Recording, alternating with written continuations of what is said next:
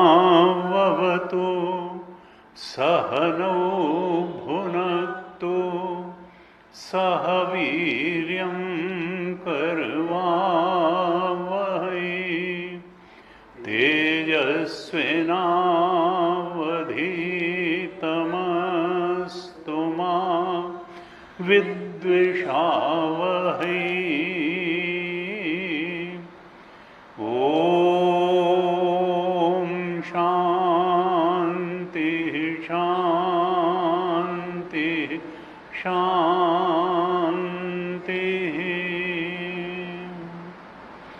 सदाशिवसमारम्भां शङ्कराचार्यमध्यमाम् अस्मदाचार्यपर्यन्तां वन्दे गुरुपरम्पराम्।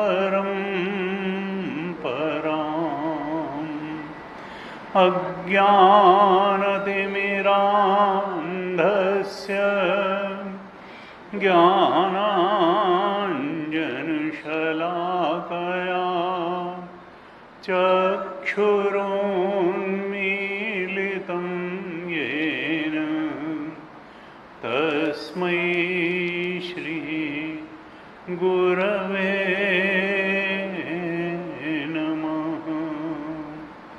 तस्मै श्री गुरवे नमः। सच्चिदानन्दरूपाय विश्वोत्पत्त्यादिहेतवे तापत्रयविनाशाय श्रीकृष्णाय वयं नमः।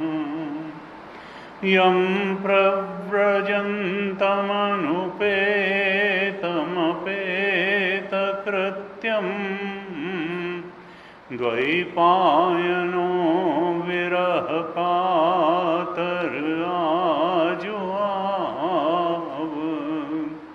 पुत्रेति तन्मयतया तरवोऽभिनेदुः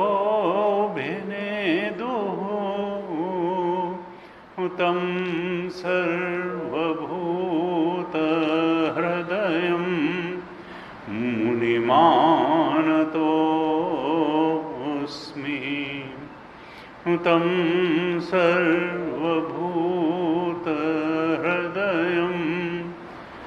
मुनिमानतोऽस्मि। नारायणं नमस्कृत्य नरं चैव नरोत्तमं देवीं सरस्वतीं व्यासं ततो जयमुदीरयेत्। कृष्णाय वासुदेवाय हरये परमात्मने प्रणतक्लेशनाशाय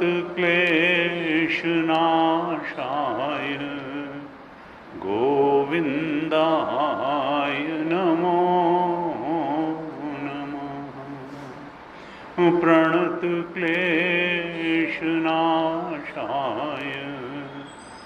गोविन्दाय नमो नमः।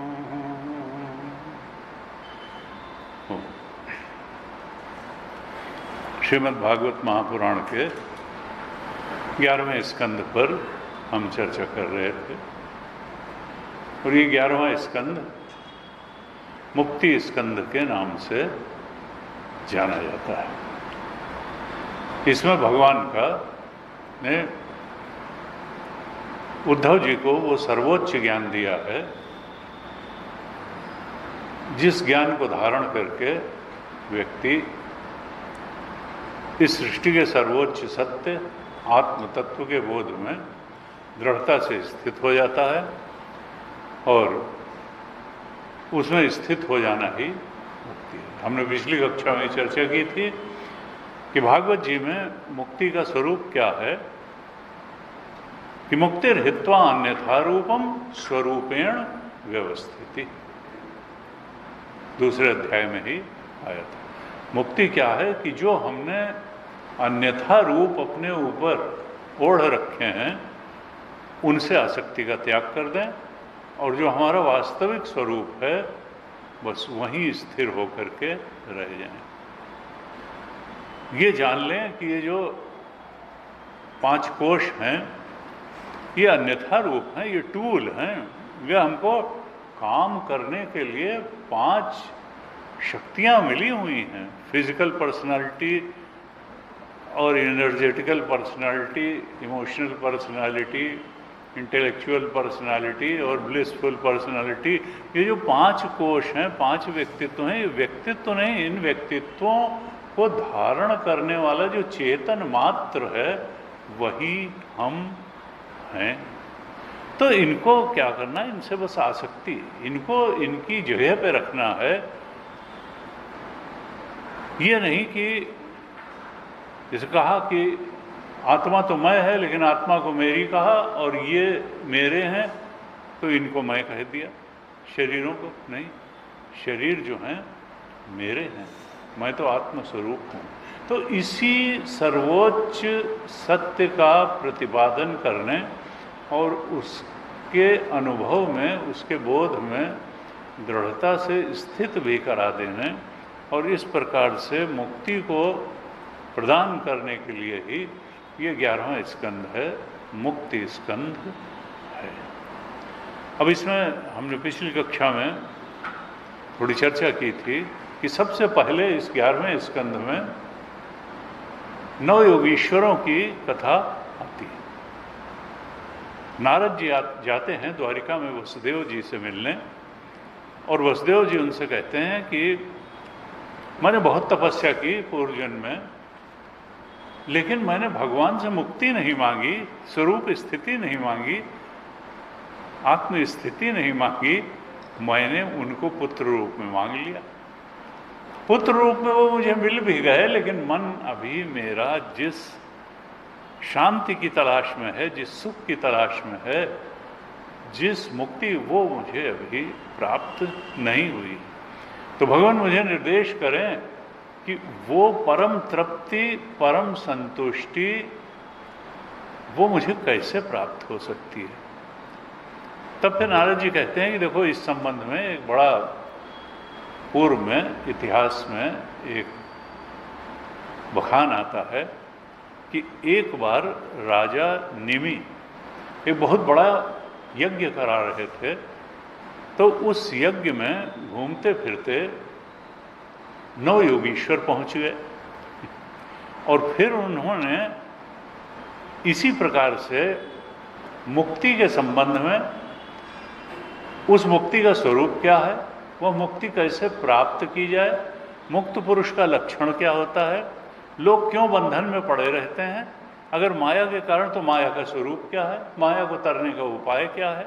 इस प्रकार से राजा निमि ने उन 9 योगीश्वरों से प्रश्न किए जिनका उन 9 योगीश्वरों ने उत्तर दिया।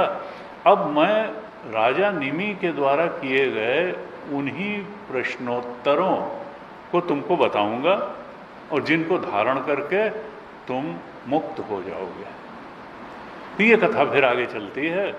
अब ये 9 योगीश्वर कौन हैं, हमने कुछ चर्चा की थी कि एक हुए ऋषभ देव जी, जो कि जैनों में भी तीर्थंकर कहे जाते हैं।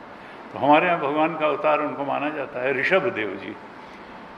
लोक में को परम सत्य का बोध कराने और अध्यात्म के सर्वोच्च स्वरूप की शिक्षा देने के लिए ऋषभ देव जी का अवतार हुआ था, और वो राजा बने और फिर उनके 100 पुत्र हुए। ये ऋषभ देव जी ने बहुत अच्छा शासन किया राज्य का, और अपने पुत्रों को उपदेश भी किया। इसका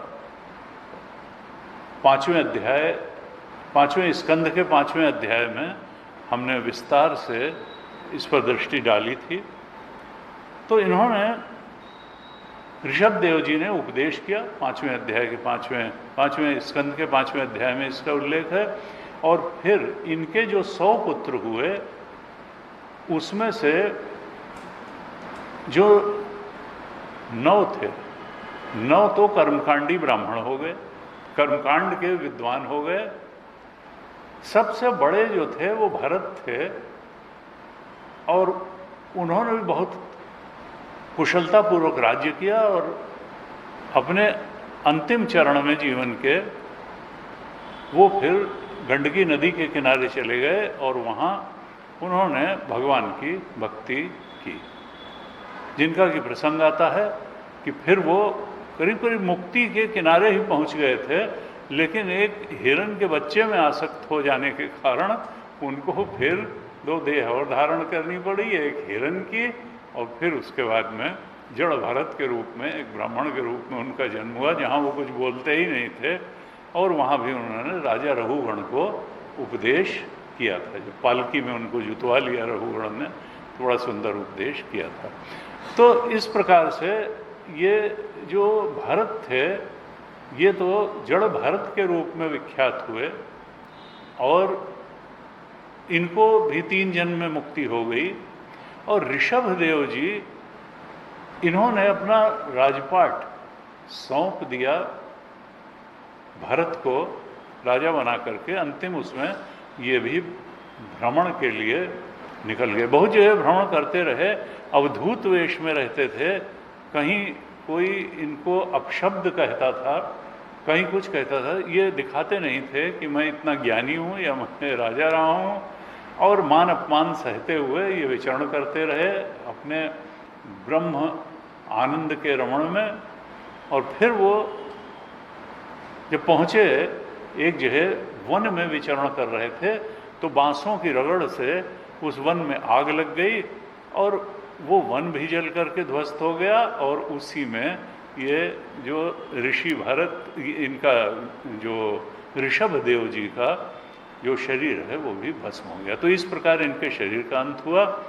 और जो इनके पुत्र थे भरत, जिनके नाम पे भारतवर्ष पड़ा, अजनाभ खंड उसके पहले नाम था, तो वो फिर मृग की आसक्ति में पड़ करके फिर उनको अगला जन्म मृग का लेना पड़ा, और उसके अगले जन्म में ब्राह्मण रूप में हुए, लेकिन ज्ञान उनका बना हुआ था वो जड़ भरत के रूप में, और उन्होंने भी रघुगण को उपदेश किया। तो इस प्रकार से कथा आती है। तो 9 तो कर्मकांडी ब्राह्मण हो गए, एक ये भरत राजा हो गए, और जो 81 पुत्र थे वो अलग अलग जगहों के भी अधिपति बनाए गए, और जो 9 थे वो योगीश्वर हो गए।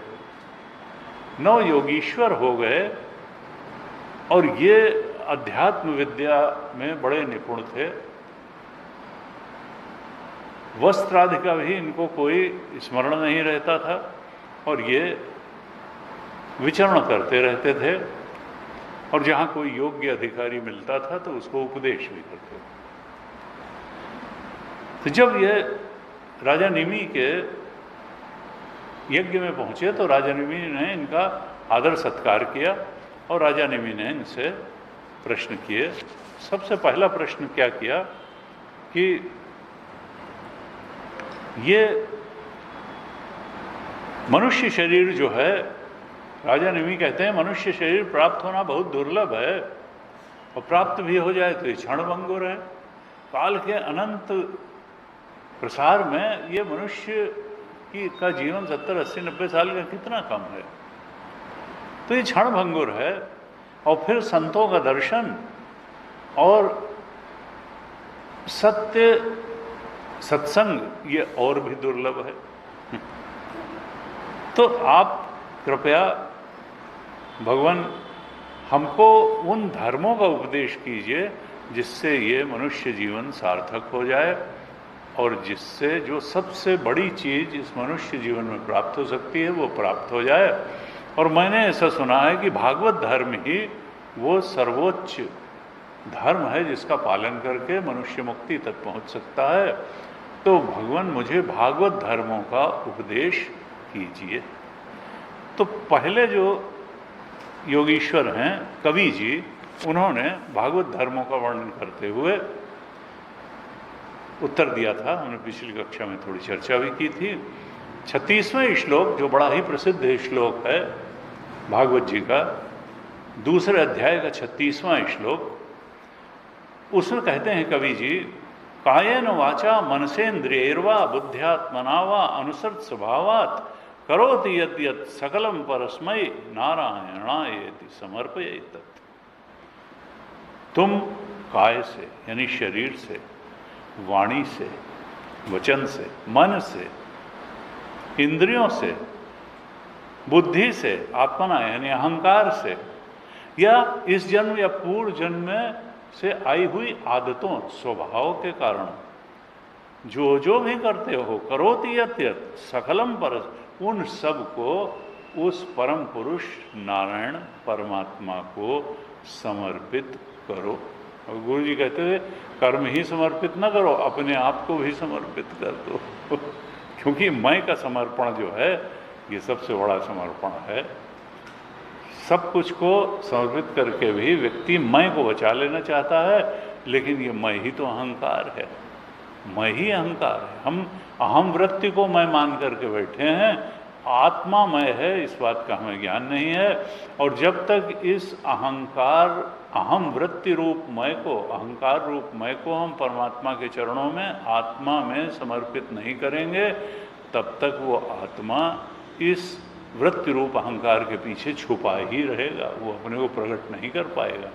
इसलिए सारे कर्म काया से, वचन से, मन से, इंद्रिय से, बुद्धि, अहंकार, स्वभाववश जो भी हैं वो भी, और साथ साथ अपनी इस अहम वृत्ति को भी उसके चरणों में समर्पित कर दो जो परम सत्य है। ऐसे कहा था। फिर 37वें श्लोक में कहा था, भयम द्वितीय अभिनिवेशतः स्यात्। जीवन में मनुष्य को भय सताता है। ये भय क्यों सताता है? तो द्वितीयात् भयम भवति, उपनिषद ने कहा दूसरे से ही व्यक्ति को भय होता है, किसी को अपने आप से भय थोड़ा लगता है। जब हम दूसरा नाम की चीज अपने जीवन में हमारे आती है तो भय भी आ जाता है, और जब तक ये दूसरा नाम की चीज बनी रहेगी तो भय बना रहेगा। वास्तविकता क्या है कि एक आत्मा ही है। यानी जब तक हम अपने को एक अखंड सर्वव्यापक आत्मस्वरूप से नहीं पहचानेंगे और अपने इस शरीर और उपकरणों को भी उस पर अध्यस्त जानेंगे, दूसरे के भी शरीर और उपकरणों जो जो है उसको अध्यस्त नहीं जान लेंगे और एक आत्मा को ही परम सत्य, तब तक ये भय बना ही रहेगा। अपने शरीर के मरने का भय बना रहेगा, दूसरे से चोट पहुंचने का, धन हानि का, यानी कितने कितने भय, अपमानित होने का भय बना रहेगा। तो भयम द्वितीय अभिनिवेशतः स्यात्।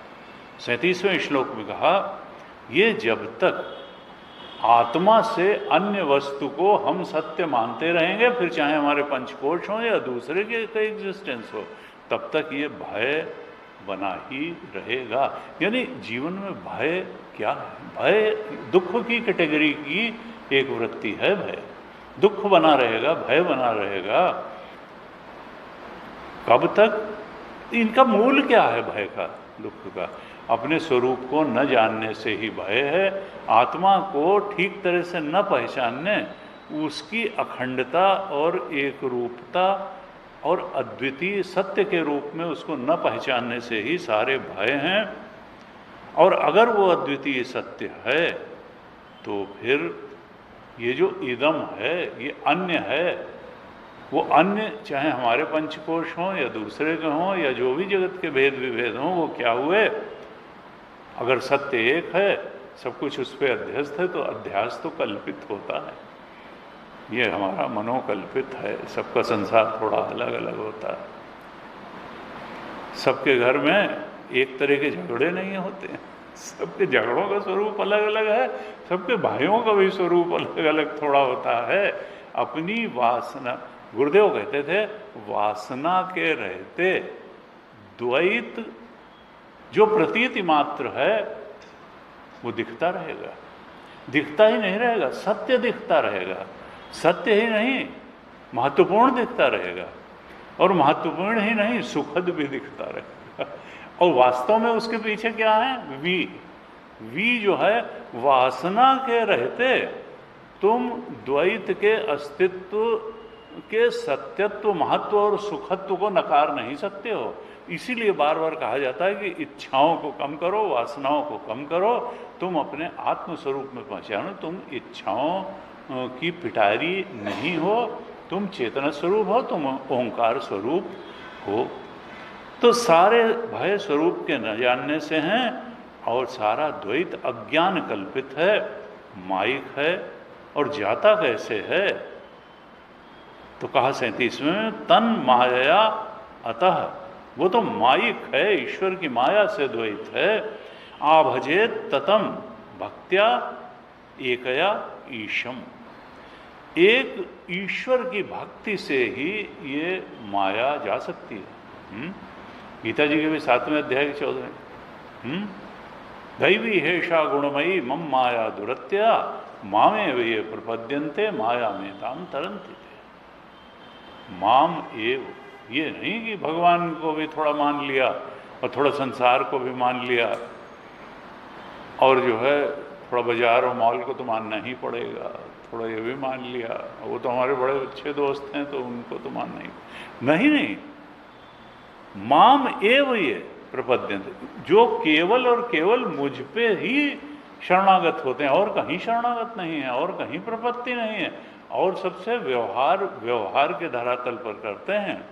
सत्य तो मैं ही हूँ, समर्पित मुझे ही होते हैं, वही मेरी माया को तर जाते हैं। तन माया अतः बुध आभजेत ततम भक्त्या एकया ईशम। और कहा कैसे? गुरु देवता आत्मा, गुरु को ही अपना आत्मा मानो और देवता मानो, और आत्मा और देवता और ईश्वर मान करके उसको भजो, यानी गुरु के दिखाए रास्ते पर चलो। वो जैसे जैसे कहते हैं वैसे करो, तब फिर तुम इस द्वैत के पार चले जाओगे, भय और दुख के पार चले जाओगे। फिर बड़ा सुंदर कहते हैं, हमने कल भी वैसे थोड़ी चर्चा की थी, लेकिन श्लोक पर ध्यान देने का समय नहीं हुआ था। फिर 38वें श्लोक में कहते हैं, अविद्यमानो अपि अवभाति ही द्वयो ध्यातुर्धिया स्वप्न मनोरथो यथा। 11वें स्कंद के दूसरे अध्याय के 38वें श्लोक में कहते हैं, 11:2:38 में कहा, अविद्यमानो अपि अवभाति ही द्वय।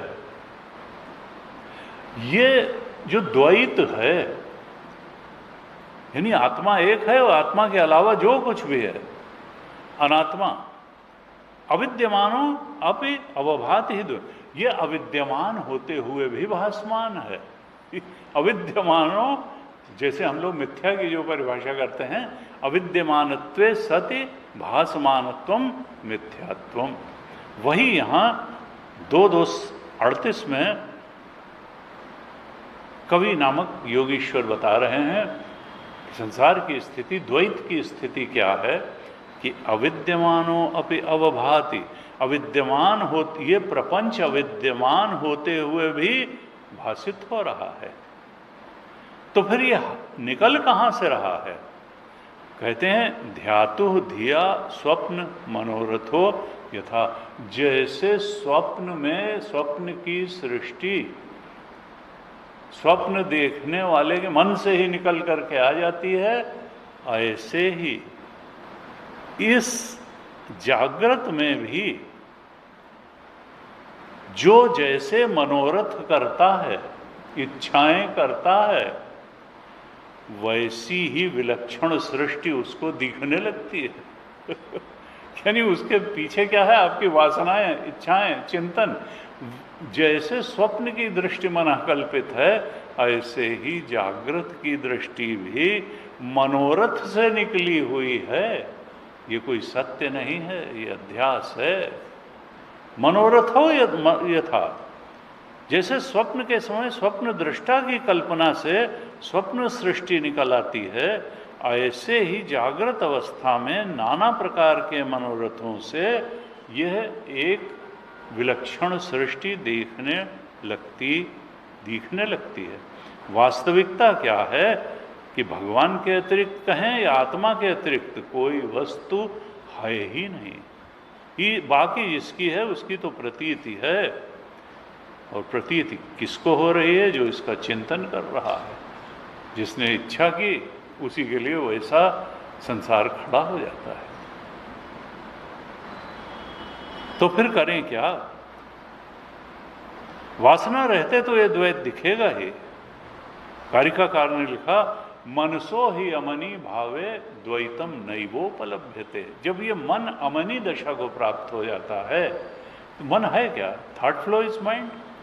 थॉट होती किस लिए? सुख पाने के लिए होती। सारा चक्कर जो है सुख पाने का है, और किस तरह से सुख पाने का है कि इच्छा पूरी हो जाएगी तो सुख मिल जाएगा। इसलिए हमने द्वैत प्रपंच स्वयं खड़ा किया है अपने मन की इच्छाओं को पूरी करने के लिए। लेकिन कारिकाकार कहते हैं, मनसो ही अमनी। जिस समय ये इच्छा का पुंज मन शांत हो जाता है, या कहिए परमात्मा की तरफ बहने लगती हैं हमारे विचार। जब तक संसार में सुख पाने की तरफ बहेंगे, संसार बना रहेगा और हम संसार में फंसे भी रहेंगे। जब ये भगवान की तरफ बहने लगेंगी, ईश चिंतन, आत्मचिंतन की तरफ बहने लगेंगी, तो मन जा करके आत्मा में लीन हो जाएगा। मन तू ज्योत स्वरूप है, अपना रूप पहचान। मन तू तो आत्मस्वरूप है, नानक देव जी ने कहा, अपना रूप पहचान ले। तुलसी बाबा ने कहा, सत हरि भजन जगत सब सपना, होमा कहाऊं मैं अनुभव अपना। सत हरि भजन जगत सब सपना। तो सारे जो है एक गीता जी ने कहा, अनित्यम असुखम। नहीं, कुछ तो सुख यहाँ है ही है। तो भगवान कृष्ण ने नहीं जानते थे कि संसार का नेचर क्या है? उन्होंने साफ साफ कहा कि असुखम है। हाँ, ये ही संस्पर्शजा भोगा दुख योनते आद्यंतवंत न तेषु रमते बुधा। ये अभी लग रहा है जो सुख, वो भी दुख परिणामी ही है। संसार में है दुखालयम अशाश्वतम। भगवान ने कहा ये अशाश्वत ही नहीं, दुख का घर भी है। Don't justify yourself. तुम जो है सुख यहाँ नहीं, सुख आत्मा का धर्म है, संसार में वो नहीं मिलेगा। टेंशन से थोड़ी निवृत्ति हो जाती है, हम कहते हैं हम सुखी हो गए। कहा तो फिर करें क्या?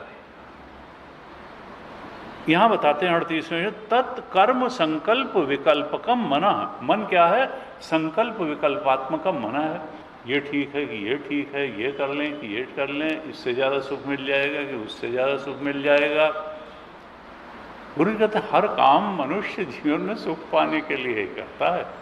चोर चोरी करता है तो सुख पाने के लिए, और कोई दानी दान करता है तो सुख पाने के लिए, कोई गृहस्थी बसाता है तो सुख पाने के लिए, कोई साधु बनता है, सन्यासी होता है तो वही सुख पाने के लिए ही होता है। दुख पाने के लिए कोई कुछ नहीं करता है।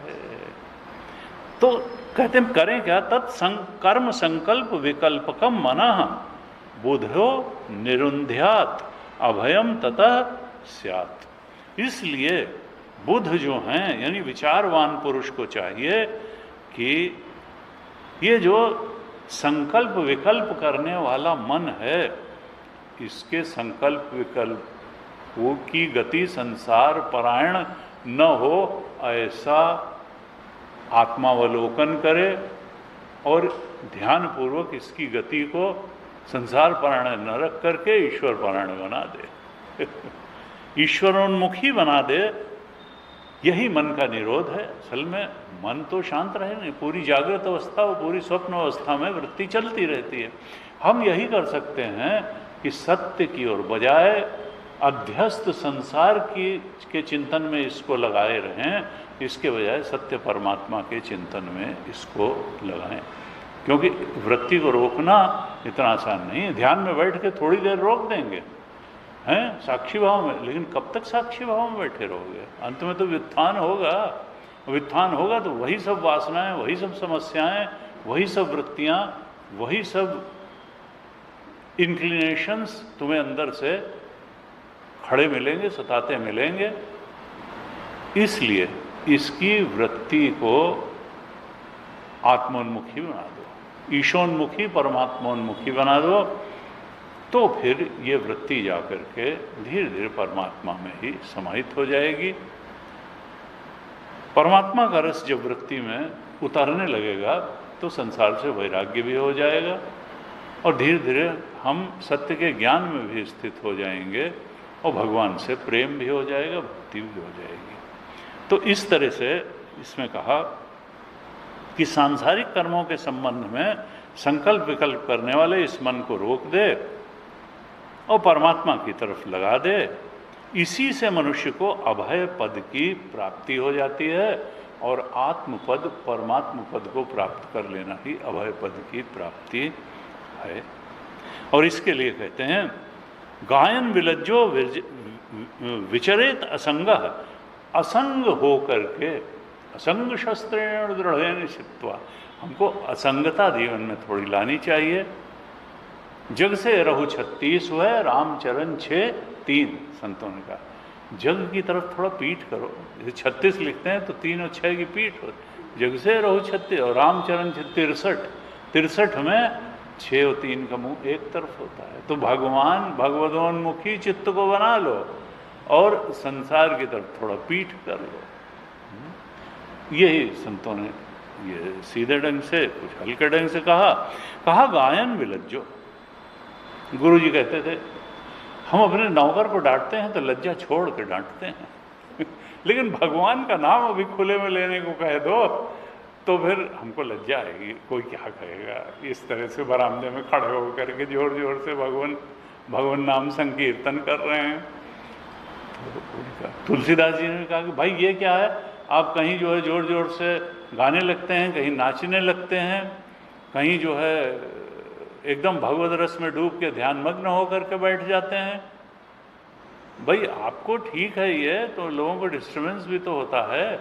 तो उन्होंने कहा नहीं, मेरा ये सहज है, मैं तो हर तरीके से भगवत स्मरण करूँगा, भगवत रस में डूबूंगा, और तुमको जो बोलना हो बोलो, मुझे किसी की लड़की से शादी थोड़ा करनी है। ऐसे उसमें मुझे किसी की लड़की से शादी, तुमको जो बोलना हो बोलो, मेरे लिए भगवान से ज़्यादा महत्वपूर्ण और कोई नहीं है, भगवत भजन से महत्वपूर्ण कुछ नहीं है। तो ऐसे संतों ने जो है जोर जोर से कहा। तो यहाँ पर इस तरह से कहा गायन विलज्जो विरचित, असंग हो करके सब जगह से जब भगवान का स्मरण किया जाता है तब हृदय में प्रेम का अंकुर उगाता है और तब व्यक्ति साधारण स्थिति से ऊपर उठ जाता है। फिर कहा था 42वें और 43वें श्लोक में, 42 में कहा था भक्ति परेशान उभवो विरक्ति। जैसे भोजन करते समय, जैसे ही हम भोजन करने लगते हैं तो 3 चीज़ें होती हैं।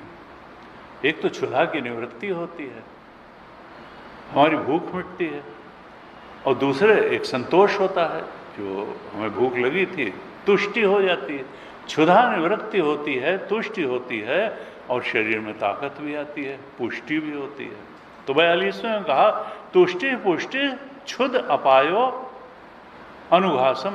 जैसे ही अनुघासम यानी ग्रास का हम ग्रहण करते हैं और खाते हैं तो तुष्टि पुष्टि और क्षुद अपायो यानी क्षुधा की निवृत्ति भी होती है। इसी तरीके से जब हम भगवत स्मरण, भगवान नाम कीर्तन, भगवान के बारे में सत्संग चर्चा गायन करते हैं तो तीन चीज़ें एक साथ होती हैं, भक्ति रूपी तुष्टि मिलती है और उस परम ईश्वर पर ईश अनुभव, उस परम सत्य का ज्ञान भी होता है, ईश्वर तत्व का अनुभव भी हो जाता है और क्षुधा निवृत्ति भी हो। जो अभी एक हमारे अंदर बेचैनी पड़ी हुई थी चित्त में, क्योंकि हम जैसे संसार की आसक्ति हमको क्षुधा की तरह तड़पा रही थी और ये लग रहा था कोई चीज़ मिल जाए, किसी चीज़ की भूख है, प्यास है, जो इस संसार रूपी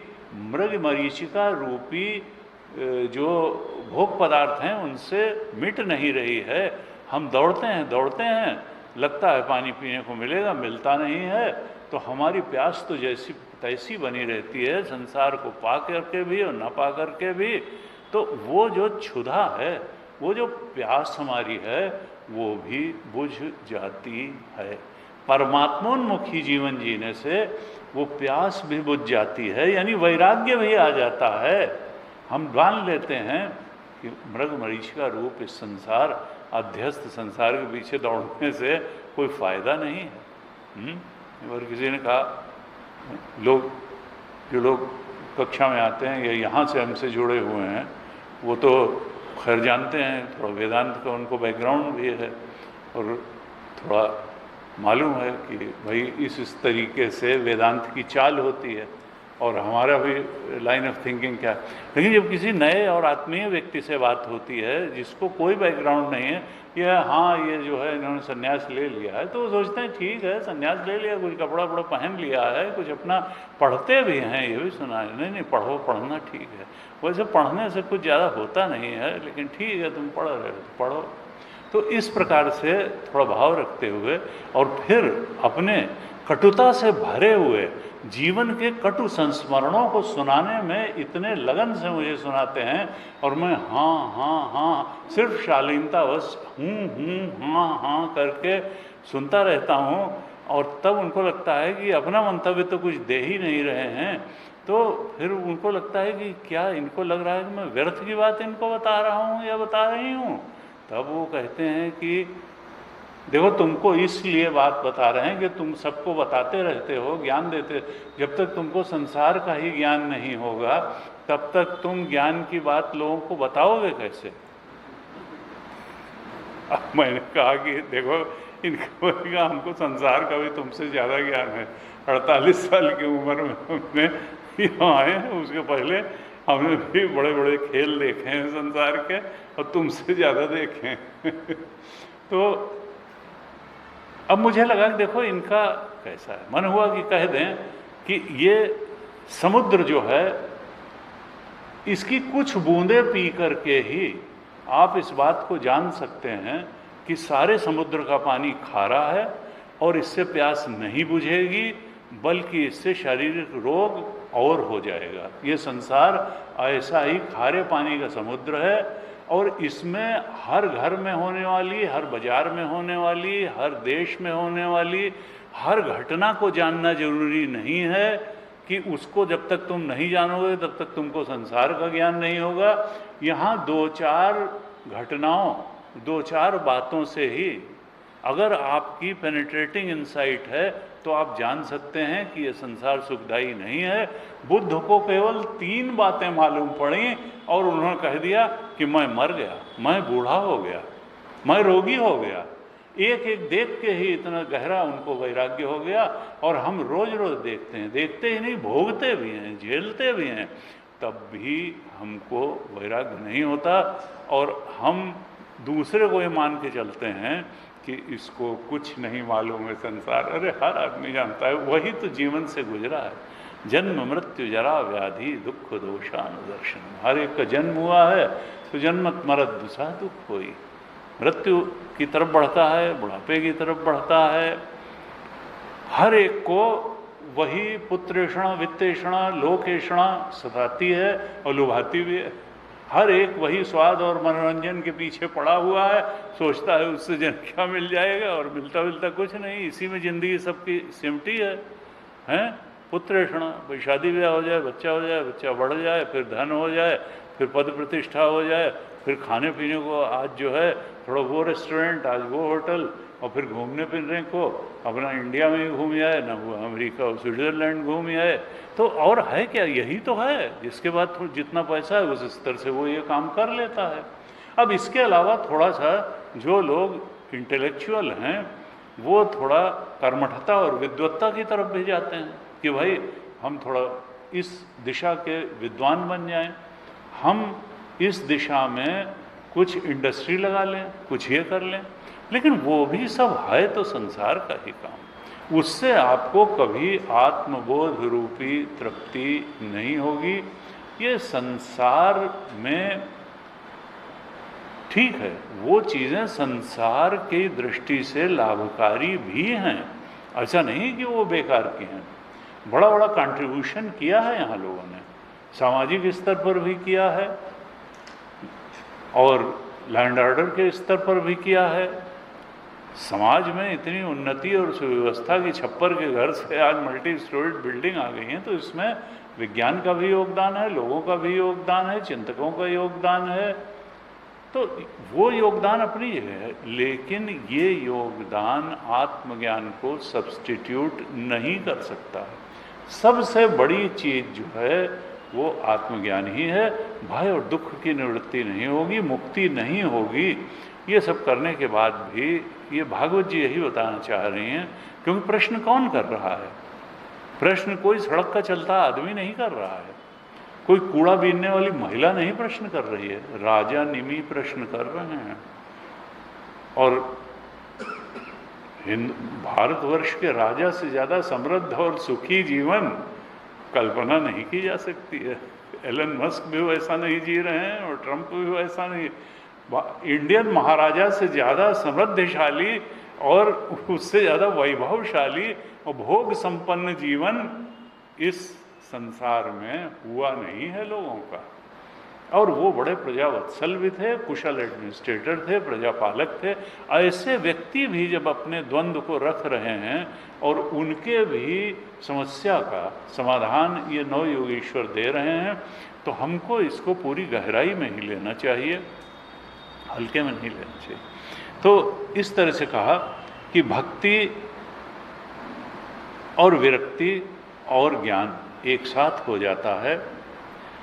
43 श्लोक में भी कहा भक्ति विरक्ति भगवत प्रबोधा।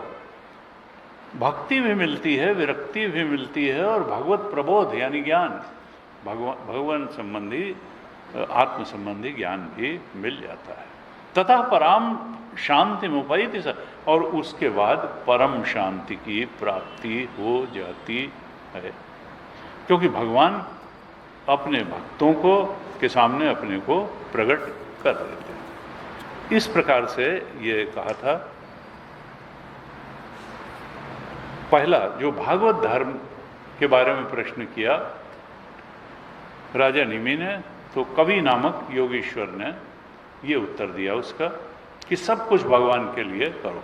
वही जैसा हमने कल भी चर्चा की, गीता जी के 9वें अध्याय के 27वें श्लोक में जैसा कहा था, यत् करोषि यदश्नासि यत् जुहोषि ददासि यत् तपस्यसि कौन्तेय तत्कुरुष्व मदर्पणम्। जो कुछ भी करते हो, यज्ञ, दान, तप, भोजन, सब मुझे अर्पण करो और अपने आप को ही अर्पण करो, सबसे बड़ा करके। तो वही चीज़ यहाँ बताई है, ये भागवत धर्म बताया, ये अपना करके। और कहा कि देखो भागवत धर्म में पहले और बाद नहीं, जैसे कर्मयोग में भी कहा था कि पहले और बाद का व्यतिक्रम हो भी जाए तो भी कर्मयोग अपना फल देता है, जबकि कर्म में, लौकिक कर्म में पहले और बाद का ध्यान रखना पड़ता है। जैसे पूजन होता है भगवान का तो पहले चंदन लगाया जाता है, फिर माला पहनाई जाती है, उसके बाद में फिर आरती दिखाई जाती है। तो एक क्रम है, कर्मकांड में एक क्रम है, लेकिन भागवत धर्म में कोई क्रम नहीं है। अगर क्रम बिगड़ भी जाए तो उसका कोई प्रत्यवायो न विद्यते, प्रत्यवाय कोई दोष नहीं लगता है। जैसे कि कर्म में खेती का कर्म करना है तो पहले गुड़ाई करनी होगी, गुड़ाई करने के बाद थोड़ी सिंचाई करके बीज डालना होगा, सिंचाई करनी होगी, फिर पौधे निकलेंगे तो निराई करनी होगी, और फिर जो है पौधा बढ़ेगा, अंत में कटाई। और ये नहीं है कि पहले सिंचाई करी आए और उसके बाद में गुड़ाई करने लगे ना। एक क्रम होता है, सांसारिक कर्मों में एक क्रम होता है, तभी फल आता है। लेकिन कर्मयोग में अगर उसका व्यतिक्रम भी हो जाए तो भी फल पूरा आता है। भागवत धर्मों में भी क्रम की प्रधानता नहीं है, कर्म का नियम नहीं है, बल्कि भाव का नियम है। भाव से अगर हम करेंगे, वो भाव क्या है? ईश्वरार्पित बुद्धि से कर्म करना, ईश्वरार्पण की भावना से कर्म करना। जो भी कर्म करेंगे, कर्म बदलने की जरूरत नहीं है, वो ईश्वरार्पण की भावना से करेंगे तो वो भागवत धर्म के अनुसार किया हुआ कर्म हो जाएगा और मुक्ति तक पहुंचाने वाला हो जाएगा। वो भक्ति हो जाएगी, विरक्ति हो जाएगी और भगवत प्रबोध भी उससे हो जाएगा। अब राजा नेमी दूसरा प्रश्न करते हैं कि हे योगीश्वर, आप भगवत भक्तों का लक्षण क्या होता है वो बताइए, उनके धर्मों का वर्णन कीजिए। भगवत भक्तों के उनका स्वभाव कैसा होता है, उनका आचरण कैसा होता है, वो बोलते कैसे हैं, वो सब लक्षण हमको बताइए। तो ये अब 11वें स्कंद के दूसरे अध्याय के 45वें श्लोक से दूसरे योगीश्वर, जिनका नाम है हरि, तो दूसरे योगेश्वर हरि जी अब ये भगवत भक्त के लक्षणों का जो प्रश्न किया गया उसका उत्तर दे रहे हैं। कहते हैं, भगवान तो सभी में आत्मा रूप से स्थित हैं। भगवान कहीं अलग नहीं है, हमारे अंदर चेतना बन के बैठा हुआ, वो सर्वत्र परिपूर्ण है, वो एक अखंड सर्वव्यापक हैं। और सब प्राणी पदार्थ भगवान में ही अध्यस्त हैं, यानी भगवान अधिष्ठान है। और जितना द्वैत प्रपंच है ये सब अध्यस्त है। सर्वभूतेषु यह पश्येत भगवत भावम आत्मना भूतानि भगवती आत्मनियेषु भागवत उत्तमा। जो सर्वोत्तम भागवत है वो कौन है? जो भगवान को अधिष्ठान रूप में देखता है, एकमात्र सत्य के रूप में देखता है, और इस सारे प्रपंच को, भूतों को अध्यस्त रूप में देखता है, वही भागवतोत्तम है। भागवतों में भी सबसे उत्तम है।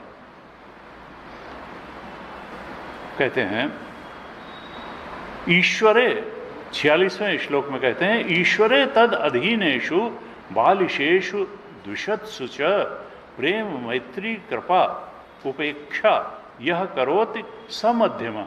उत्तम भागवत तो बताया जो सब कुछ को भगवान का ही स्वरूप जानता है। रमण जगत ईषधि युक्त सेवनम अष्टमूर्ति भ्रत देव पूजन। भगवान का ही स्वरूप मानो सब कुछ को, क्योंकि भगवान जासु सत्यता ते जड़ माया भास सत्य इव मोह सहाय। तो ये सब भगवान जो सत्ता है, प्रियता है, जो इसमें जानने और जनवाने वाली ताकत है, सब भगवान से आई है। अस्ति भाति प्रियम तो भगवान नाम रूप केवल है, नाम रूप तो आरोपण है, वो उसमें कोई सत्य नहीं है। बड़ा नाम रूप है, तत्व तो मिट्टी है। वाचारम्भणम विकारो नाम धेयम मृत्तिका इति है वो सत्यम चांदोग्य। ये तो नाम रूप है, बड़ा की जगह है, इसकी मृत्तिका की जगह तो आत्म तत्व ही है, चेतन है, शुद्ध चेतन। कहा अब मध्यम भागवत में जो ऐसा जान लेता है, भगवान को ही मदर टिंचर के रूप में जान लेता है, भगवान को ही तत्व के रूप में जान लेता है, वो तो उत्तम भागवत है। मध्यम कौन है? ईश्वरे तद अधीनेषु बालिशेषु दुष्टत्सु च प्रेम मैत्री कृपा उपेक्षा यह करोति समध्यमा। जो ईश्वरे, ईश्वर से क्या करता है? प्रेम करता है। जो ईश्वर से प्रेम करता है और उनसे प्रेम करने वाले, उनके अधीन रहने वाले भक्तों से मित्रता रखता है। ईश्वर से प्रेम रखे, भक्तों से मित्रता रखे, उनके प्रति मैत्री भाव रखे। और बालिशेषु यानी जो दुखी हैं, जो दुखी हैं उन पर करुणा दृष्टि रखे, उनकी मदद करने का भाव रखे, और द्वेषत जो भगवान से द्वेष करने वाले हैं उनकी उपेक्षा करे। अर्थात क्या है, जो द्वेष करने वाले भी हैं, चाहे भगवान से चाहे आपसे, उन पर भी, उनसे भी द्वेष न करे, राग द्वेष में न पड़े, बल्कि उपेक्षा करे। द्वेष करने, भगवान से द्वेष करने वालों की उपेक्षा करे, ईश्वर से प्रेम करे, भक्तों से मैत्री करे और दुखियों पर करुणा करे, कृपा करे, मदद करे। ऐसा जो करता है वो मध्यम श्रेणी का भागवत है। तो उत्तम तो जो है एक भगवान की सत्ता देखता है, मध्यम जो ऐसा करता है। और कहा, अब अधम तो नहीं कहा, लेकिन कहा सभक्ता प्राकृत है। इसमें प्राकृत भक्त कौन है, यानी साधारण भक्त कौन है? तो 47वें श्लोक में कहते हैं आचार्याम एव हरे पूजाम, जो केवल मूर्ति में ही भगवान की श्रद्धापूर्वक पूजा करता है। यह श्रद्धया ईहते, श्रद्धापूर्वक जो पूजन, ईहते पूजन करता है, भगवान की पूजा करता है, अर्चा विग्रह में पूजा करता है, श्रद्धा से पूजा करता है। न तद भक्तेषु च अन्येषु, लेकिन भगवान के भक्तों और अन्य लोगों की कोई विशेष सेवा नहीं करता है, उनकी ज़्यादा फिक्र नहीं करता है, वो फिर क्या है, वो साधारण भक्त है। गुरु जी कहते हैं कि 4-4 घंटे पूजा करते हैं, 2-2, 4-4 किलो जो है प्रसाद चढ़ाते हैं, लेकिन फिर और लोगों की तरफ ध्यान ही नहीं देते हैं, तो फिर उनको जो है साधारण भक्ति कहा जा सकता है। क्योंकि उत्तम भागवत कहा जो सब कुछ में भगवान की सत्ता देखता है, एक भगवान को ही सत्य जानता है। और मध्यम भागवत कहा जो ईश्वर से प्रेम, भक्तों से मैत्री, दुखियों पर कृपा और द्वेष करने वालों की उपेक्षा करता है, वो मध्यम है। लेकिन जो केवल पूजा करता है अर्चा विग्रह में और भगवान के भक्तों या अन्य लोगों की के प्रति कोई सेवा भाव नहीं रखता है, उनके प्रति कोई जिम्मेदारी नहीं समझता है, फिर वो साधारण प्राकृत भक्त है। इस तरह से 48वें श्लोक में क्या कहते हैं, अध्याय 2 11वें स्कंद के दूसरे अध्याय के 48वें श्लोक में कहते हैं गृहीत्वा अपि इंद्रेय अर्थान यो न द्वेष्टि न हृष्यति विष्णो मायाम इदम पश्यन् सवै भागवतोत्तम। फिर उत्तम भागवत के, इसमें ज़्यादा वो तो एक जो है मध्यम भागवत और प्राकृत साधारण भागवत के भक्त के लक्षण बताए, बाकी उत्तम भागवत, क्योंकि भागवत जी का प्रयास तो यही है कि हम लोग सब लोग उत्तम भागवत बन जाएं। तो उत्तम भागवत के लक्षण बार बार ये बता रहे हैं हरि जी जो योगीश्वर हैं। तो 48वें श्लोक में भी भागवतोत्तम, उत्तम भागवत के लक्षण बताए, कह रहे हैं गृहीत्वा आप इंद्रिय, ये जो विषय हैं अर्थात मैंने संसार के विषय, इनको इंद्रियों से ग्रहण करते हुए भी जो इन विषयों से न द्वेष्टि न हर्ष, न राग करता है न द्वेष करता है, न हर्षित होता है अनुकूल विषयों को पा करके, न प्रतिकूल विषयों को पा करके उनसे द्वेष करता है। इच्छा के प्रतिकूल विषय मिल जाने पे द्वेष नहीं करता, अनुकूल विषय मिल जाने पर राग नहीं करता, हर्षित नहीं होता। जिसकी इस प्रकार से विष्णो मायामिदम, वो जानता है कि ये दोनों माया रूप ही हैं। तो तुलसीदास जी ने कहा कि ये जो है, ये जो माया है, ये गुण दोषमयी माया है, और दोनों ही गुण और दोष दोनों जो है माया के ही स्वरूप हैं। ये वो जानता रहता है, उसकी विष्णु मायामिदम, उसकी ये दृष्टि बनी रहती है कि ये ब्रह्म की माया है, विष्णु की माया है, ये देखता रहता है, हर्ष और विषाद नहीं करता है। चीज़ें आती हैं चली जाती हैं, आती हैं चली जाती हैं, अनुकूल भी आता है प्रतिकूल भी आता है। जो ऐसा देखता है और समभाव में रहता है, आत्मस्थिति में बना रहता है, एक भगवत दृष्टि को ही बनाए रखता है, वही उत्तम भागवत है। 49वें श्लोक में कहते हैं, देहेंद्रिय प्राण मनो धियाम यो जन्म अप्यय क्षुद भय तर्ष कृच्छई संसार धर्मई विमुह्यमाना स्मृत्या हरे भागवत प्रधान। भागवतों में भी प्रधान कौन है, श्रेष्ठ कौन है? तो कहते हैं संसार के धर्म जो हैं क्या हैं? जन्म मृत्यु संसार का धर्म है, भूख प्यास ये शरीर का ही धर्म है, ये फिजिकल बॉडी का जन्म मृत्यु धर्म है, ये भी संसार का ही पार्ट है फिजिकल बॉडी। और भूख प्यास क्या है? प्राण का धर्म है। ये प्राणमय कोश ये भी संसार का ही पार्ट है, आत्मा से अलग है। ये जो श्रम और कष्ट होता है, इंद्रियां हमारी थक जाती हैं, पढ़ते पढ़ते आँख जो है भर आती है, करते करते हाथ थक जाते हैं, चलते चलते पैर थक जाते हैं, तो ये श्रम और कष्ट जो है ये इंद्रियों का धर्म है। और भय से कौन ग्रस्त होता है? मन। तो भय जो है मन भी संसार का ही पार्ट है। और तृष्णा होती है, ये मिल जाए, वो मिल जाए, ये हो जाए, तो ये बुद्धि का धर्म है। बुद्धि विचार, फिर बुद्धि कहती है।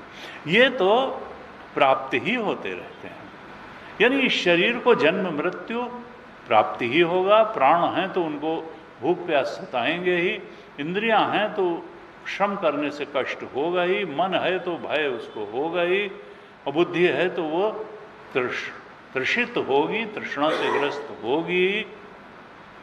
ये संसार धर्मई विमुह्यमाना स्मृत्या हरे भागवत। जो इन संसार धर्मों के होते रहने पर भी इनसे मोहित या पीड़ित नहीं होता है, जिसको भगवद स्मृति हमेशा बनी रहती है कि ये जो हैं धर्म सारे ये संसार धर्म हैं और ये उपाधियों को हो रहे हैं, आत्मा तो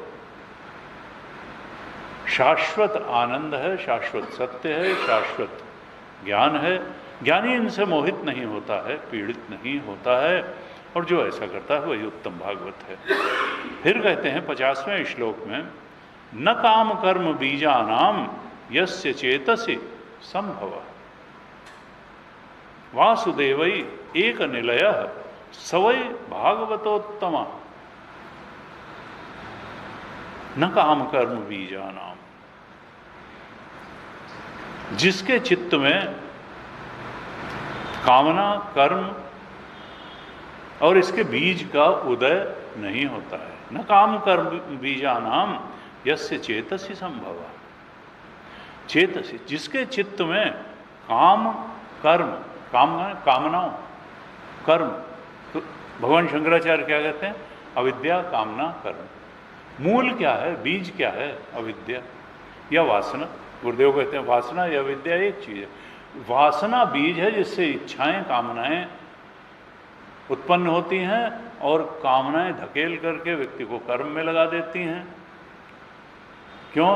क्योंकि कर्म से जो परिस्थिति प्राप्त होगी उसका भोग होगा।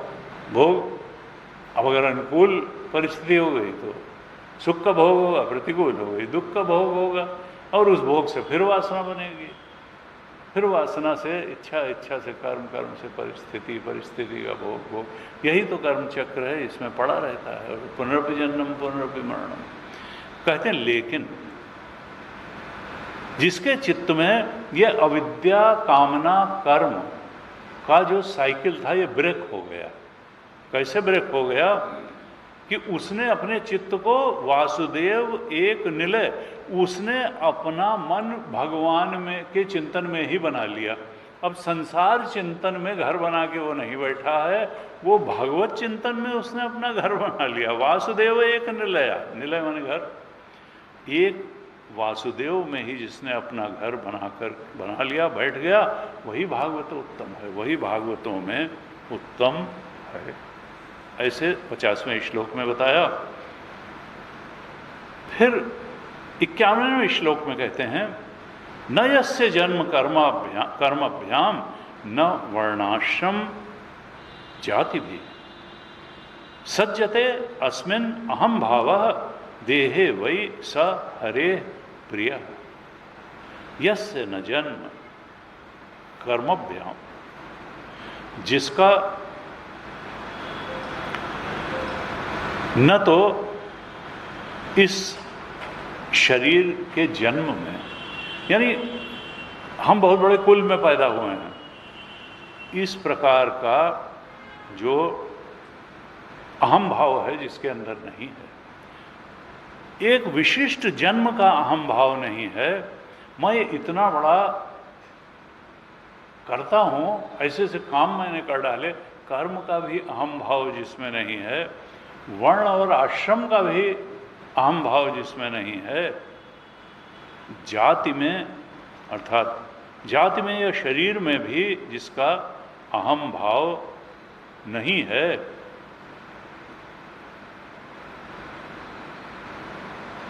सवै हरे प्रिया, वही सबसे ज्यादा भगवान का प्रिय भक्त है। अर्थात कहना क्या चाहते हैं कि देखो, न इस शरीर में अहम भाव करो, न बहुत भारी कुल में जन्म होने का अहम भाव करो, न तपस्या आदि कर्मों में अहम भाव करो। यत् तपस्यसि कौन्तेय तत्कुरुष्व मदर्पणम, न वर्ण में अहम भाव, न आश्रम में, न जाति में, हम बहुत ऊंची जाति में है, नहीं।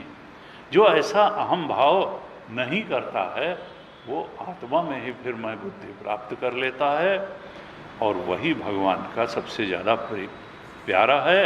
सवै हरे प्रिय। 92 श्लोक में कहते हैं 52 में, न यस्य स्वपर इत वित्तेषु आत्मनि वा भिदा सर्वभूत समः शांतः सवै भागवतोत्तम, वही उत्तम भागवत है। न यस्य स्वपर इत, जिसे न अपना और पराये का भेद जिसके दृष्टि में नहीं है। किसके प्रति? वित्तेषु, ये धन मेरा है और मेरे पास ज़्यादा धन है तो मैं बड़ा हूँ, मेरे पास कम धन है तो मैं छोटा हूँ। ये जो वित्त से जुड़ा हुआ राग द्वेष नहीं है, न शरीर से जुड़ा हुआ राग द्वेष है। अरे मैं बलवान, मैं पहलवान, मैं ऐसा, मैं वैसा। न यस्य स्वपराहित वित्तेषु आत्मनि, यहाँ आत्मनि का मतलब है शरीर। जो न धन को लेकर के अहम भाव से ग्रस्त होता है, न शरीर में को लेकर के राग द्वेष से ग्रस्त होता है,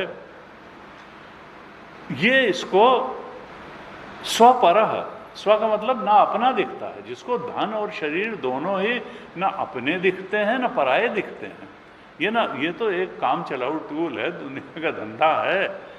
ये जिसको वित्त और शरीर ना अपना दिखता है ना पराया दिखता है, सर्वभूत सम शांत, वो सब कुछ भगवान का ही देखते हुए सम और शांत रहता है। सब कुछ भगवान का देखते हुए सम शांत रहता है, वही उत्तम भागवत है, वही उत्तम भक्त है। इस तरीके से कहते हैं अपने पराये का भेद छोड़ो, राग द्वेष छोड़ो, भगवान में ही मन लगाएं, तो फिर वो उत्तम भागवत है। अब बताते हैं सगुण भक्त के लक्षण 53 श्लोक में। न चलति भगवत पादार विंदात, जिसका मन कभी भगवत चरणों से विरत होता ही नहीं है। चलति नहीं चलता है, डिग करके कहीं और नहीं जाता है। लव निमिष अर्धम अपि, लव निमिष यानी सबसे टाइम के छोटे जो अंश हैं, लव और निमिष में पलक झपकना, लव।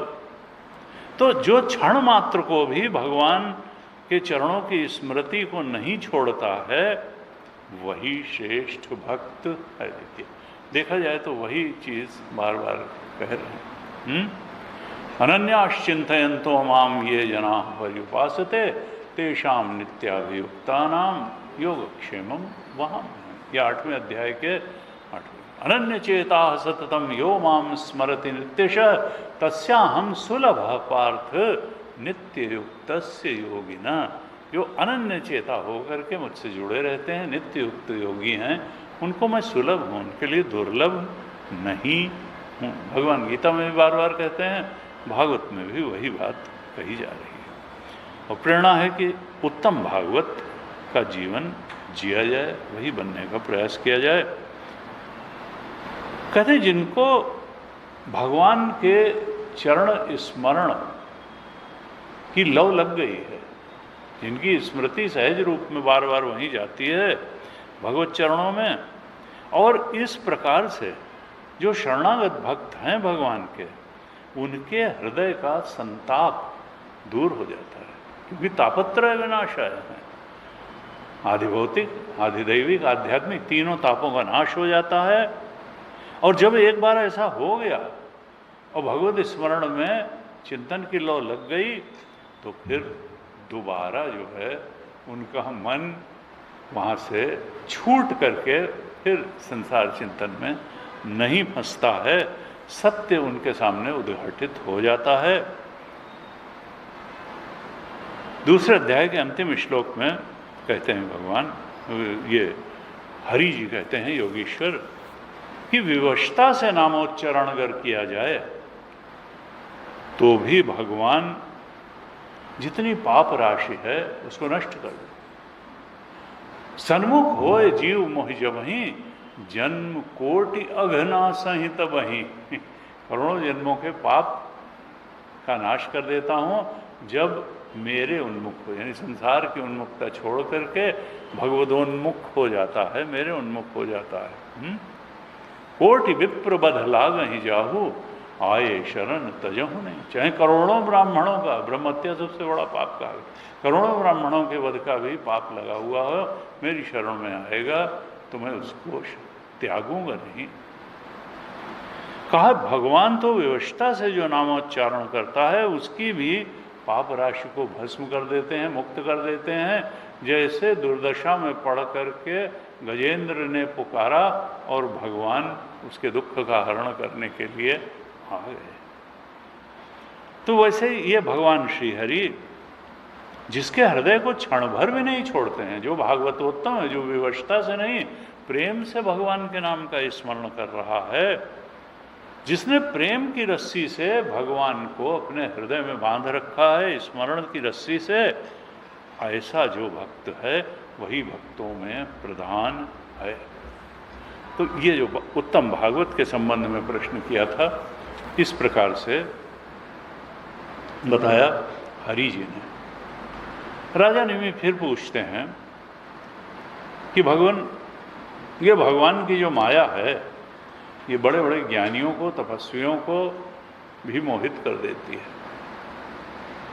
मैं आपसे उस माया का स्वरूप जानना चाहता हूं, क्योंकि मुझे भी इस माया ने संसार के तापों से बहुत समय से तपा करके रखा हुआ है, और आप ही उस संसार तापों से तपे हुए हृदय के ताप को मिटाने की औषधि बता सकते हैं। माया ही तपाने वाली है। अब माया के पार जाने का आप उपाय बता दीजिए। माया के पार जाने का उपाय बाद में पूछें, अभी माया का स्वरूप पूछ रहे हैं कि माया का स्वरूप क्या है। तीसरे अध्याय में ये प्रसंग प्रारंभ होता है। तो राजा निमि का अब ये प्रश्न है, तीसरा प्रश्न क्या है। पहला प्रश्न था भागवत के लक्षण, दूसरा प्रश्न था उत्तम भागवत कौन है, लक्षण बताइए भगवत भक्त के, और तीसरा अब माया का स्वरूप क्या है, ये प्रश्न पूछा। अब तीसरे जो योगीश्वर हैं अंतरिक्ष जी, वो इस प्रश्न का उत्तर देते हैं। और जैसा कि भगवान शंकराचार्य जी ने भी बहुत विस्तार से माया का स्वरूप विवेक चूड़ामणि में पढ़ा भी, बताया है कि अव्यक्त नामनी परमेश शक्ति, इसको कोई जान नहीं सकता है। अव्यक्त नामनी है, ये अव्यक्त रहती है। त्रिगुण कार्य करते रहते हैं लेकिन दिखाई नहीं देते हैं। सतोगुण, रजोगुण, तमोगुण, इन्हीं तीनों गुणों में फंस के आदमी कभी आलस्य, कभी कर्मठता और कभी शुद्ध अंतःकरण से देव पूजन की तरफ बढ़ता है, सात्विक कार्यों में लगता है, कभी रजोगुणी कामों में लगता है। कामेश क्रोधेश रजोगुण समद्भव, जो रजोगुण जोर मारता है तो फिर कामनाएं जोर मारती हैं, औरंगा लगता है तो क्रोध भी। काम और क्रोध को कहा कि ये जो है ये रजोगुण ही है जो काम और क्रोध, यानी जो जिस चीज़ को छोड़ना है, रजोगुण बढ़ा तो फिर बड़ा मुश्किल हो जाएगा रजोगुणी व्यक्ति के लिए। इसीलिए बार बार कहते हैं सात्विक बनो, सात्विक बनो, सात्विक आहार करो, सात्विक दिनचर्या रखो, सात्विक श्रवण करो, सात्विक खाना, सब चीज़ सात्विक सात्विक। गीता जी में 14 तरीके की बताया गया। तो यहाँ पर कहते हैं भगवान की माया तो अनिर्वचनीय है, इसको बोल के बताया नहीं जा सकता है, तो फिर कैसे जाना जाए। कहा भगवान शंकराचार्य ने ही कहा था कार्यानुमेया सुधियैव माया, कार्य से ही माया का अनुमान लगाया जा सकता है। माया तो अनिर्वचनीय है, लेकिन इसके कार्य को देख करके, जैसे कोई व्यक्ति बहुत ज़्यादा गुस्सा है तो समझ लीजिए रजोगुण बढ़ा हुआ है, उसके व्यवहार को देख करके ये कि अब इस समय ये महाशय रजोगुण इनमें बहुत ज़्यादा बढ़ा है, तभी क्रोध से भरे हुए हैं। किसी कामना से बहुत ज़्यादा ग्रस्त है, कोई दौड़ रहा है उस कामना को, तो समझ लीजिए कि ये रजोगुण बढ़ा। ये रजोगुण माया रजोगुण का रूप धारण करके इसको परेशान कर रही है, कामना आक्रांत कर रही है इसको। माया महारानी ने अब रजोगुण का रूप धारण किया है। कोई आलसी है, आलसी कुछ करता ही नहीं, खाता है सोता है, खाता है सोता है। समझ लीजिए माया महारानी तमोगुण का रूप धारण करके इसको परेशान कर रही है। और फिर सतोगुण को कहते हैं कि भाई अच्छा है, क्योंकि सतोगुण जो है सत्वातीत में छलांग लगवा देता है। इसलिए बार बार निर्मल मन जनसो मोहि पावा, मोहि कपट छल छिद्र न भावा। सात्विकता की इतनी प्रशंसा है। तो कार्यानुमय, कार्य से, व्यक्ति के आचरण से, दिनचर्या से, उसके व्यवहार से, उसकी बातचीत से, उसकी रहनी से, उसमें कौन सा गुण प्रधान है, माया का कौन सा गुण उसके अंदर डोमिनेट कर रहा है, इसको जाना जाता है, कार्य से पहचाना जाता है। कार्यानुमेया सुधेय माया कहते हैं। अंतरिक्ष जी कहते हैं, तीसरे योगीश्वर राजा निमि से कहते हैं कि देखो राजन, परमात्मा अपनी जिस शक्ति से इस संसार की निर्मिति करते हैं, भूतों के कारण बनते हैं, भूतों की उत्पत्ति करते हैं, और फिर अपने ही द्वारा निर्मित पंचभूतों के द्वारा देव और मनुष्य आदि शरीरों की सृष्टि भी करते हैं।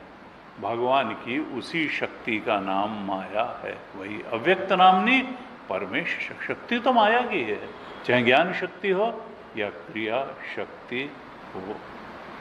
कहते हैं भगवान ही पंचभूतों के द्वारा बने हुए प्राणियों के शरीरों में उन्होंने अंतर्यामी रूप से प्रवेश किया, चेतना बन करके उन शरीरों में भगवान ने स्वयं प्रवेश किया और अपने को ही पहले एक मन के रूप में और इसके बाद 5 ज्ञानेंद्रियों और 5 कर्मेंद्रियों, इन 10 रूपों में विभक्त कर दिया और उन्हीं के द्वारा 5 कर्मेंद्रियों, 5 ज्ञानेंद्रियों और एक मन के द्वारा वो इस जीव को विषयों का भोग कराने लगे।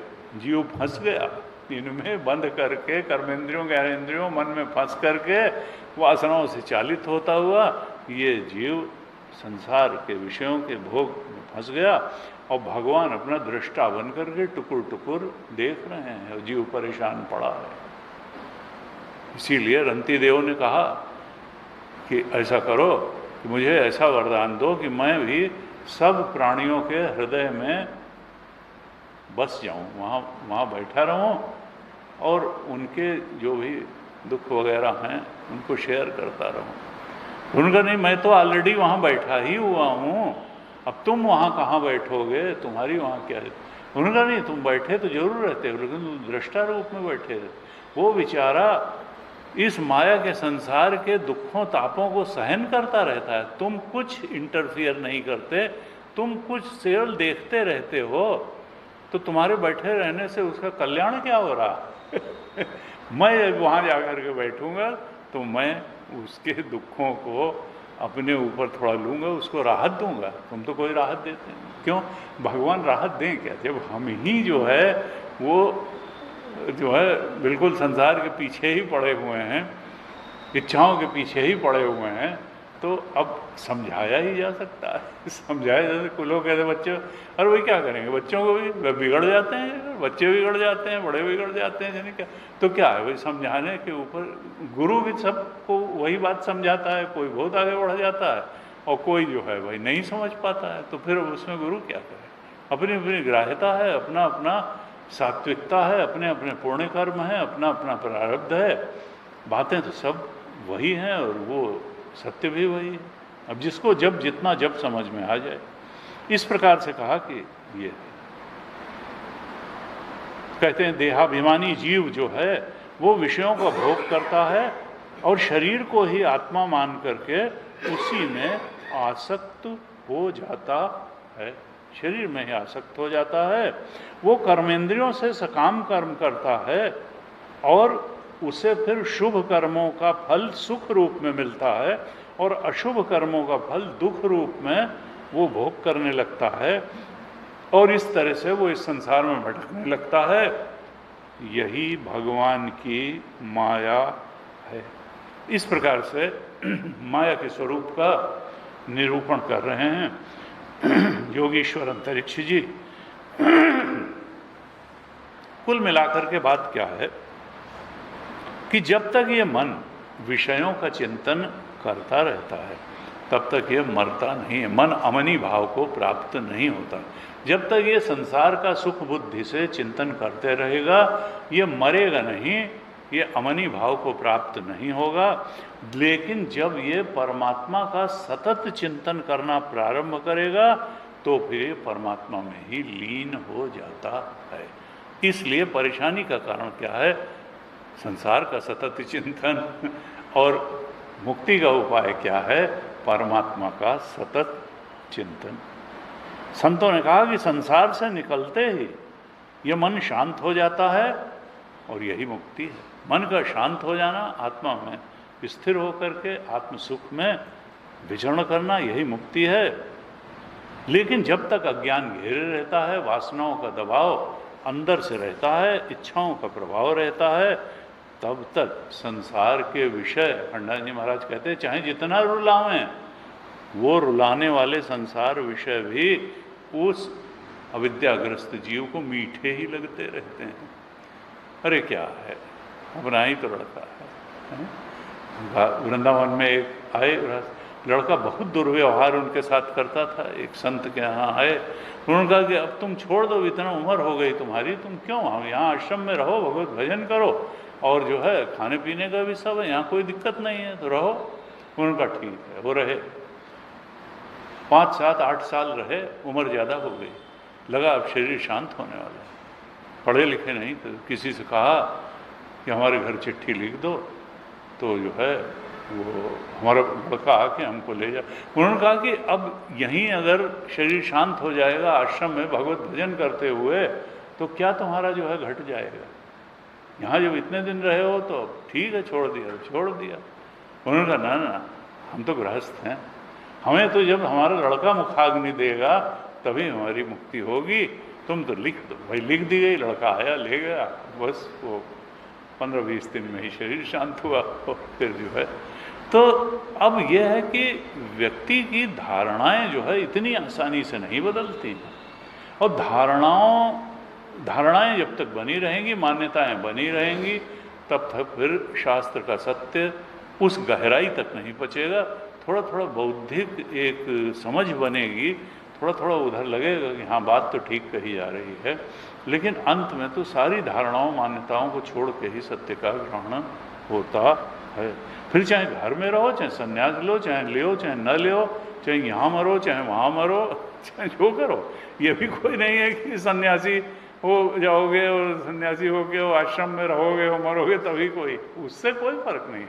लेकिन दृष्टि तो ब्रह्म दृष्टि होनी चाहिए।